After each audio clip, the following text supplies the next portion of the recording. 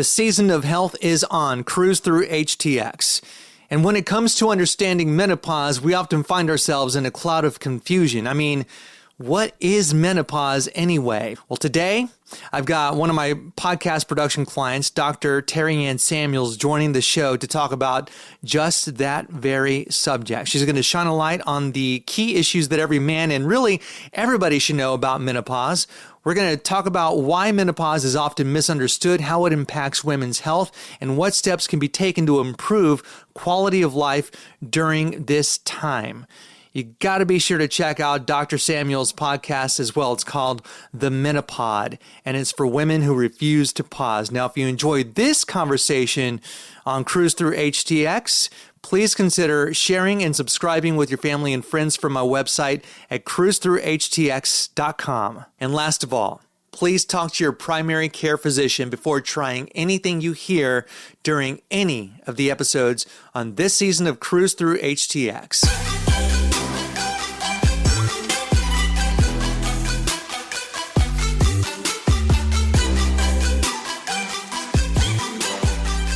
Dr. Samuels. Freddy. What do men get wrong about menopause? Everything. Okay, besides everything? No, I, as a society, we are becoming more comfortable talking about ubiquitous subjects when it comes to reproductive health, such as puberty, right? We're comfortable talking about what boys go through, what girls go through. Mm-hmm. We're getting to the point where single dads are being more comfortable. They're educated enough to even talk to their own girls about this.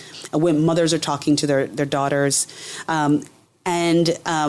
But in terms of our evolution, in terms of talking about menopause, we are just starting to crack that egg. Why is that?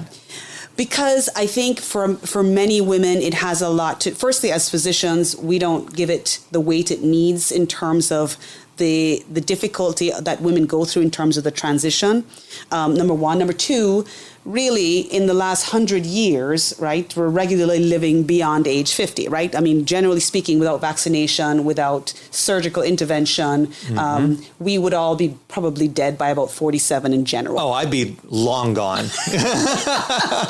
Yeah.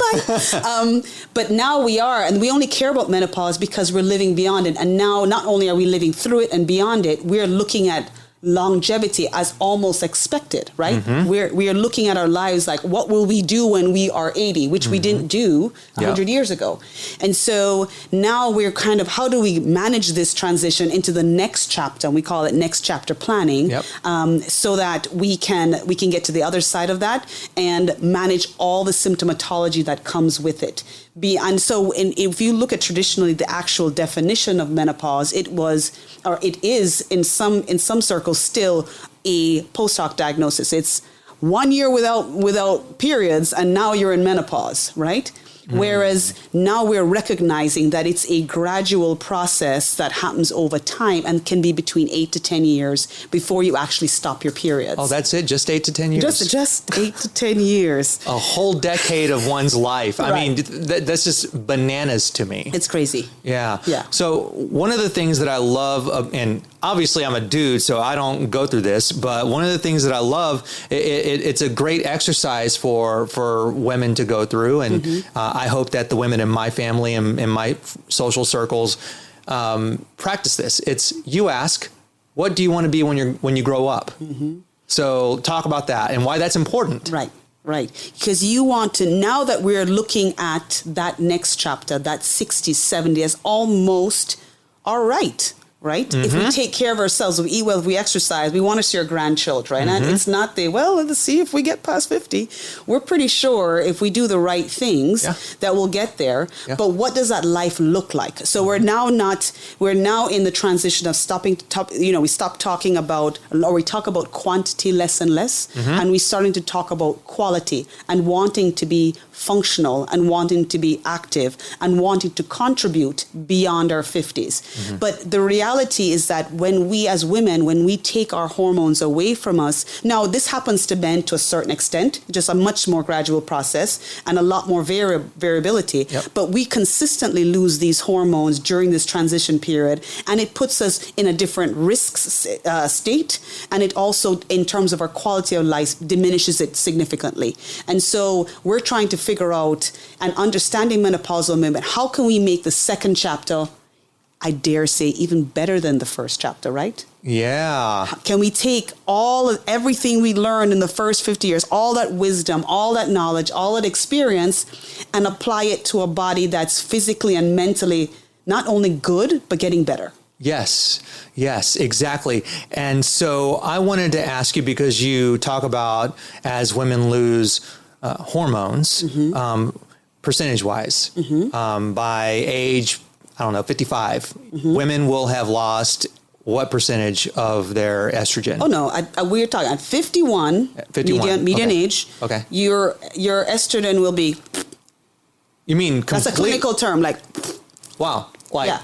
Like gone. Like gone. And because with estrogen starts to cycle, progesterone is produced by the follicle that is initiated by estrogen. So once the estrogen goes, you no longer produce the estrogen in the follicles, and then the testosterone eventually goes also, even though your adrenals may produce a little bit. So really, we're talking about a transition from hormones to no hormones. So like a complete stop. Like stop. Stop. I know, we call it pause, right? It's a stop. It is a full-blown stop. Stop. Wow. Yeah. Okay, so we talk about, and this is fascinating to me because I learned so much in working with you as a podcast client of mine, learning so much, but risks. So we've talked about, in your show, you talk about the different symptoms, among other things. And so the risks involved with losing this estrogen for the women in our lives. Let's go over that. All right. So anecdotally, when I was a baby doc, 5 minutes ago. Thank you. So this is 20-something. Get out. She was born as a doctor. Exactly. Doogie Howser. When I was a baby doc in England, and my first intern job was in cardiology, a woman would come in, suspected heart attack, MI. You run the gamut, you started aspirin, morphine, blah, blah, blah. And she would end up in telemetry. She would not leave that hospital without going on estrogen if she was postmenopausal. We knew... And it was very clear that cardiovascular risk went up significantly the moment she stopped her periods, right? Wow. So we knew with men usually that risk starts to go from age 40, and women seem to have been cardio-protected up until they lose that estrogen. So we knew that there was value and a protective nature to our estrogen production. Okay, so... Sorry to interrupt. Cardio-protected, meaning we're decreasing that risk of cardiovascular disease, that stroke and heart attack and peripheral vascular disease, by having estrogen on board. Okay. Once we stopped producing estrogen, our risk then spiked. And it all looks different for women than men. A female having a heart attack, different. Right. Stroke, Same. So when we started looking at other risk factors, right? When did our bone density start to decrease, right? Increasing our risk of osteoporosis after menopause. There's been more and more data, not necessarily completely conclusive, but increasing risk of dementia as we get older. And there's also been some data on decreasing risk of colon cancer going forward, right? Wow. But even just the cardiovascular, let's take out the other three in terms of the data being much more, in terms of cardiovascular disease, you're talking about what's the number one killer? Cardiovascular disease. Yep. It's a 1 in 3, right? Post age 50. So if we can knock that down by 50% in women who go on estrogen within 10 years of menopause, right? Then we're winning. Yeah. Right? We're winning. So we're doing something right in terms of the preventative nature of these symptoms. The other thing is, so that's the actual medical side of it. When you talk about the mental and emotional side of it, because there are other symptoms, we have at least 70 symptoms of menopause. 70? 70. So not just hot flashes, lack of libido. You're not even touching it. You're not even touching us, right? Because, and if you talk to different specialties, you'll find that a lot of the pathologies, even not that it would cause rheumatologic disease, but you'll talk to rheumatologists and the same rheumatologic condition that they had up to, especially autoimmune conditions, up to age 50 afterwards, becomes so much more difficult to manage. So there's an exacerbation in terms of management of a lot of chronic illnesses when women lose our protection with estrogen. So there's a lot to it. There's a lot. And so that's why it's like, that's why we have these conversations about, in terms of men understanding, the first thing is we need to understand it, right? And we need True. to get the vocabulary so we can express it to you. You need to understand so that you can anticipate, just as you anticipate that your 12-year-old is going to have her period, right? You can anticipate, like, look, we're riding this life journey together, and there's going to come a time when things are going to start to shift. But I need you to tell me, and I need to open my ears and hear that. And it's not you. It's not you, it's me, but not in a bad way. Right. This is what's happening as part of my biology. It's part of my biology. And so just know that when I blow up, it's not because I hate you. Right. It will almost definitely seem like I do. Right. But no. Right. Like I feel not and part of it, anxiety and depression are definitely part of it. Obviously hot flashes, night sweats, insomnia, joint pain, brain fog, weight gain. And you can see how these different symptoms affect not only kind of how you express yourself, but how you feel about yourself, right? Absolutely. And can manifest in from various perspectives in these blow-ups. Now, again, it's not her. It's part of it is going to be her ability to cope with how she feels. Right. Yeah. And I dare say, even if you start to look and talk about emotional coping, for my men who are going through, we dare say menopause, it is possible. Menopause. But for men, it can be the same way. If you have a male who is lacking testosterone, right, and has a higher estrogen, they feel just as emotionally labile. Tend manifest more in isolation and anger because they don't like to feel that emotional. Okay. But definitely when there's a shift in those hormones, that can also happen. So it's all about communication and vocabulary. Yeah, and I feel like the lack of communication, just societally speaking, as much as I hate kind of blanket generalizing people, but societally speaking, this is just something that just not talked about. Right. It's just not, and that's the reason why we have the menopause for women who refuse to pause. Menopause. But yes, so this is fascinating stuff. I'm so glad that we connected through Dr. Sturm. It's been so fun getting to know you and getting to learn, getting to learn more about something that every female in my life is either going through, has gone through, or will go through. And the more we dudes try to understand that, the less. I want every woman in their 30s, 40s to anticipate that this is going to happen. Yeah. You're lucky enough to live long to be able to go through this. Yeah. And then think to themselves, listen, this is not the end. This is not a pause. This is a chance for me to be even better than I am today on the other side of that. Yeah. And if you feel that going it, life just seems a lot better, right? Oh, absolutely. Absolutely. And you can live a lot less fearless. Yes. Or fearful, I should say. There you go. A lot less fearful. A lot less fearful. Absolutely. Yeah. So real quick,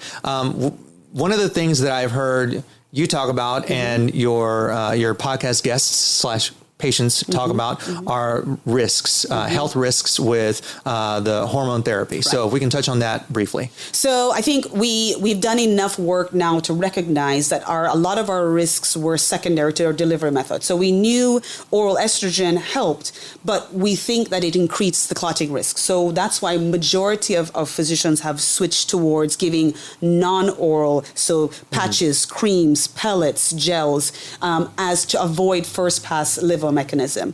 In terms of data for breast cancer, which is always, if not first, a second concern, is, again, estrogen itself doesn't look, right? If estrogen caused breast cancer, we'd all get breast cancer in our 20s, right? That's when we're highest in estrogen. Yep. But it doesn't look at a set of cells and say, I'm going to turn you into cancer, right? Now, if you have breast cancer, yes, it's an estrogen positive. That's the rule of those. That's the rule written by the cancer, these rogue cells. And you give someone estrogen, you will grow that cancer. So the most important thing is to make sure you stay on top of your mammograms, whether you take hormones or not. Yep. Okay, so that and then great data has come out recently in terms of if you are on estrogen when you get breast cancer, you will decrease your mortality by about 44%. Get out. When you are on estrogen. Already on it. When you're already on it. Okay. if you are not, if you are on estrogen and you develop breast cancer, actually, so your incidence of getting breast cancer is down 22%. Gotcha. If you're on estrogen. Okay. So start there. Okay. Right. If you are, your risk is decreased by 44. Your mortality risk is decreased by 44% if you're on estrogen with breast cancer. Okay. So you're already taking the pellets or whatever. You're already doing it. You're already doing it. And you develop breast cancer. It is not making it any worse. Gotcha. Is the question, is the statement. And again, the data is coming out in droves, and that's what we needed to make physicians comfortable, to make patients comfortable, because life is short, right? Oh, yeah. And again, the effects of this transition going awry, I can name you thousands of couples, right? Because it decreases what we have to give as women. It affects our relationships. It affects our self-esteem. And again, that's all part of the mechanism of increasing depression and anxiety going into the second half. It's that fear, right? Like, my life is over. My body has failed me. I'm quarter of the person I used to be. And now, hey, look, there is something you can do. But is it for everyone? No, right?